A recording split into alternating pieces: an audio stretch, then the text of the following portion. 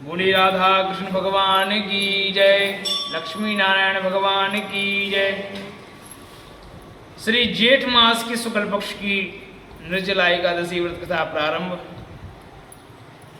भीमसेन बोले, हे महाबुद्धि पितामह, मेरी बात सुनो। युधिष्ठिर, कुंती, द्रौपदी, अर्जुन, नकुल, सहदेव ये एकादशी को कभी भोजन नहीं करते। भाई मुझसे नित्य कहा करते हैं कि हे भीमसेन, तुम एकादशी को भोजन मत किया करो।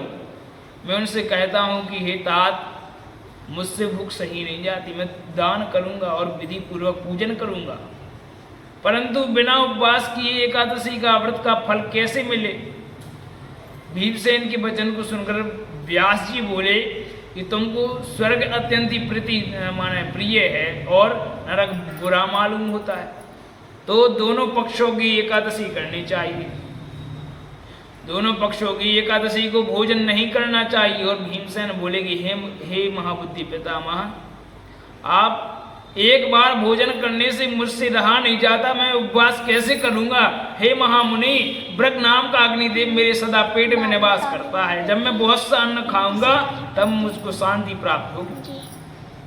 हे महामुनि, मैं एक उपवास कर सकता हूँ जिससे मुझको स्वर्ग मिल जाए। उस एक व्रत को मैं विधि पूर्वक को करूंगा, इसीलिए निश्चय करके आप मुझसे एक व्रत बतलाइए जिससे मेरा कल्याण हो जाए।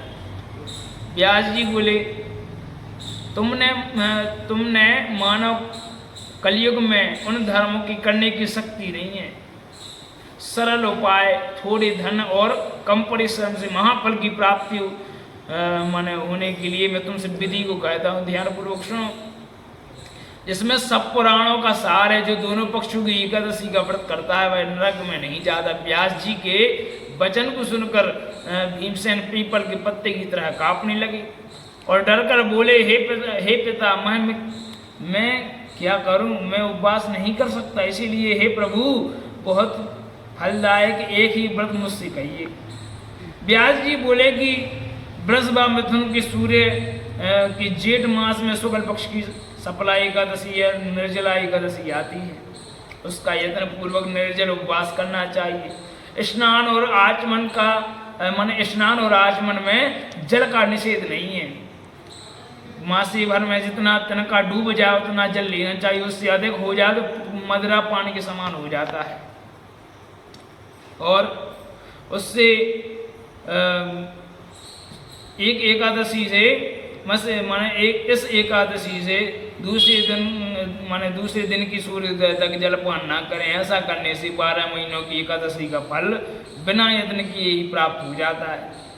फिर द्वादशी के सवेरे निर्मल जल में स्नान करके ब्राह्मणों को जल और स्वर्ण दान करें, भोजन करावे।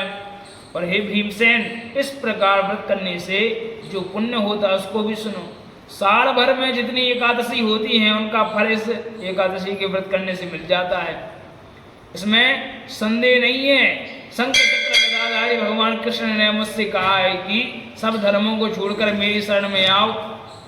एकादशी को निराहार रहने से मनुष्य सब पापों से छूट जाता है। हे वायु पुत्र, बार बार विशेष क्या करें। ज्येष्ठ के शुक्ल पक्ष की एकादशी में जल भी वर्जित है। इसका व्रत करने से जो फल प्राप्त होता है उसको भी सुनो। सब तीर्थों में जो पुण्य होता है, जो दान करने से फल प्राप्त होता है, वही फल एकादशी के व्रत करने से ही मिल जाता है। यह एकादशी बहुत बड़ी एकादशी मानी जाती है। इसी दिन से भीमसेन ने निर्जला एकादशी का व्रत किया, तभी इसका नाम भीमसेन विख्यात हुआ। और हे गोपाल, इसी प्रकार से सब पापों को दूर करने के लिए तुम यत्न पूर्वक इस व्रत को करो और भगवान की पूजा करो। हे अनंत, हे देवेश, आज मैं आपका निर्जल व्रत करूंगा, दूसरे दिन भोजन करूंगा और इस मंत्र को पढ़कर सब पापों को दूर करने के लिए इंद्रियों को बस में करके श्रद्धा पूर्वक व्रत को करना।